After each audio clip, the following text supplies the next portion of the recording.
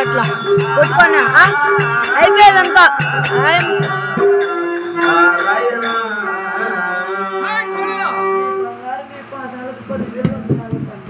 ఇంకా చల్లగా నిన్ను 100 ఏళ్ళ వరకు అమ్ముకోడలా అమ్మ కోడలా ఈ పాలేరికి రాగానే సరే కోడలా అని పిలుస్తావు కదా తండ్రి. అవును అది ఏంటి బాబయ్య?